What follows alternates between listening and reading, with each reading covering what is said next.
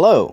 If you're watching this video, it either means that A, you stumbled across it somehow, maybe through the YouTube algorithm, or B, somebody, probably me, linked it to you because you're confusing subjective with objective, and they're too much of a lazy piece of shit to actually explain what they mean.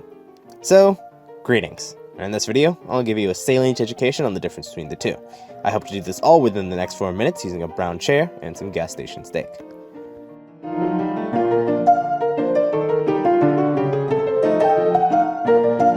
Objective. Object. This brown chair is an object. Maybe you won't debate me on that one, but what exactly is an object? Things? Non-living masses? Women? These are all great answers, but the reality is that an object is anything that can be perceived by our five senses. Likewise, something that is objective is something that can be perceived by our five senses. This chair is brown. This is an objective fact.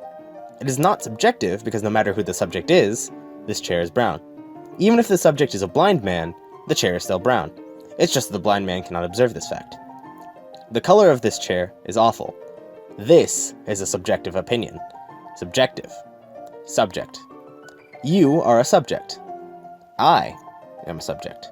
We both have perspectives. These perspectives have been formed by years of history, education, etc. From my perspective, the color of this chair is awful.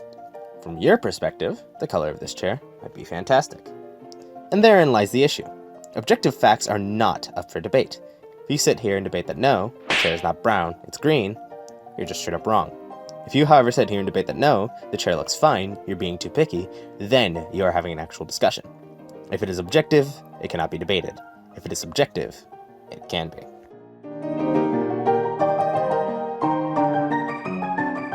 One of the instances where I see this most misunderstood is in the discussion of art. Video games and anime specifically, so let me point this out.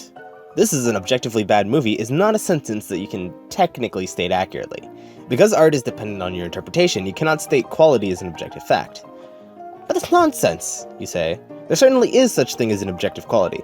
A steak from 7-Eleven is objectively worse than a steak from a 5-star restaurant, right? Wrong! But how? Well, because even if it's just one person, even if it's just some fucking loser whose taste buds are all out of whack, somebody prefers a 7-Eleven steak over the 5-star restaurant steak. But I hear you asking, how could anyone possibly like the 7-Eleven steak better? Well, we, meaning all of us, set up objective measures to derive our subjective opinions. For example, you might argue that the 5-star restaurant steak is better because it has more time put into it, they use more sterile cooking preparations, and the chefs are higher caliber. But the idea that the steak has more time put into it is objective. You can measure the time put into each and decide a clear winner. The second statement, too, is objective, as cleanliness can be measured.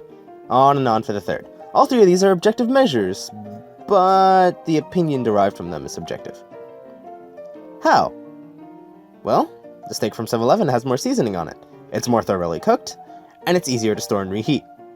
These are all, again, objectively true, assuming, they are. For 7-Eleven steak slob, all of these measures are more important than those of the 5-star steak. So the gas station steak is, in his subjective opinion, better. And who's to say that your opinion is more valid than his? You don't know his life or his story. Media can be the exact same way. Maybe you love your games to be walking simulators, so you love a game like the Stanley Parable. Or maybe you have actual taste, and you recognize that games need to have gameplay, so your favorite games are more like Doom. It's objectively true that the Stanley Parable has minimal gameplay other than its aspect of choice and the baby game. It's objectively true that Doom's story amounts to less text than a middle school essay. Which is more preferable though, that's really up to you. This is why you don't, you with the Goku profile picture, I'm calling you out. This is why you don't say, it's just my opinion, or that's just your opinion.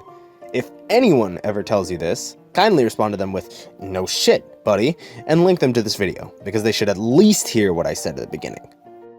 If it were objective, and not just your subjective opinion, there would be no argument in the first place.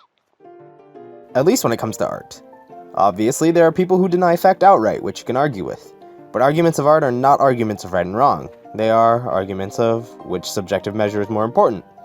Which is kind of fruitless given that subjectivity can't really be ranked objectively, but I mean it's fun, so who cares. Anyway, this is obviously a lot more gray than the black and white I just presented, but I hope this gives you a basic understanding of the difference. When in doubt, ask yourself, could I think something different if I had the opposite mindset? If so, it's most likely a subjective opinion. Even if I assume the opposite mindset of my own, this chair is still brown. However, the 7-Eleven steak might suddenly be tasting a lot juicier. This is the difference. Thanks for watching. Remember to objectively like if you subjectively enjoyed, and to objectively subscribe or I'll objectively break your kneecaps. I'm planning on making video essays with this channel, so if that's something that subjectively interests you, consider sticking around. Oh, and share this video next time someone subjectively doesn't understand what objective and subjective mean.